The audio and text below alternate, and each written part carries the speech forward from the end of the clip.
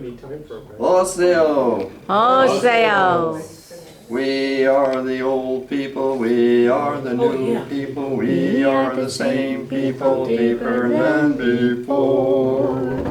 We and the ancients recognize a cosmic maternal principle inhabiting this mysterious universe with a metaphysical intelligence, and who manifests herself in the forms of her queens, goddess, and virgins, and who are also the realizable focus of her cultus and adorations.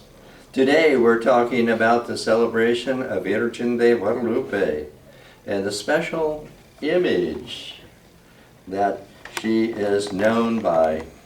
Here in my painting, we are secretly seen through the image of the Virgin of Guadalupe and into Mexica.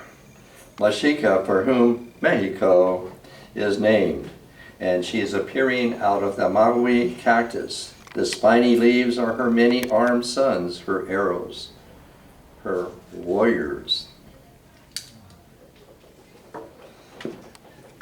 The image here of Guadalupe has so much potency for people. She's, the whatever, like the patron saint of the country of Mexico. And basically how it came about, sometime there in the middle of the 16th century, a Aztec fellow, Juan Diego, he's known by, she appeared to him. There's a little hill there, and she appeared to him. And the upshot of it was that in order to prove that she did appear to him, and she's requesting, a chapel be built for her there at this place. Of course, he's saying the Catholic authorities certainly are not going to pay attention to me. What can I have to, bolster up, my experience of you. So she has him gather some roses, and this is in December. And December 12th is, the Guadalupe feast day. So he gathers up the roses in his, serape, like that, and he goes to, the Catholic authorities there and says, this is her appearance and this is her request. And they say, well, what do we got to go by? And so he dropped his serape and the roses fell and her image was imprinted here on his textile garment there. And that evermore became that. I myself, I was a student in Mexico, and a novel woman, a Zapotec woman, Victoria, actually said, you have to meet her. And he took me actually to the altar of Guadalupe there in Mexico City. And so it's still there. I was this close to it. And it is very mysterious and really hard to fix it in empirical terms, but it is there. And that introduced me actually into the Virgin of Guadalupe. And so because her image has come about like that, and it's not the conception of an artist or something like that, her image has special potency. In fact, I have just bought this in the Mexican market by our house, and I have it there on the check stand like that. And a woman next to me, wow, like that, and she just goes right over and touches her. That her image has that kind of potency that she can cure.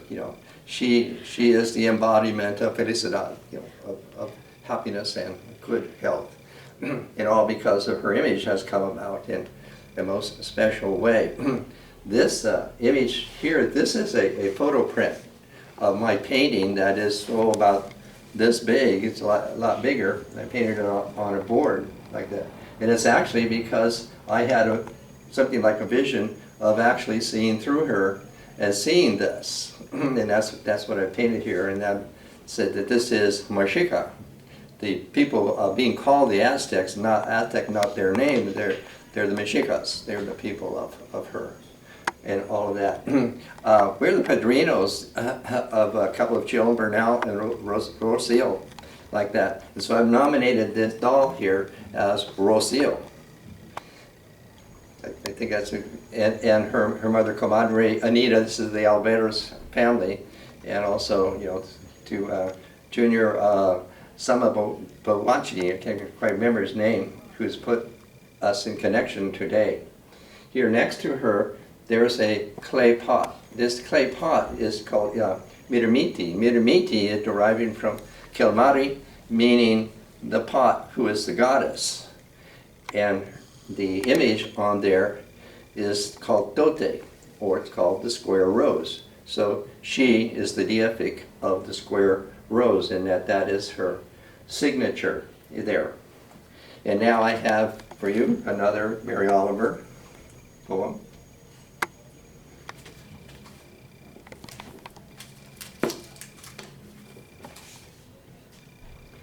La Rosa.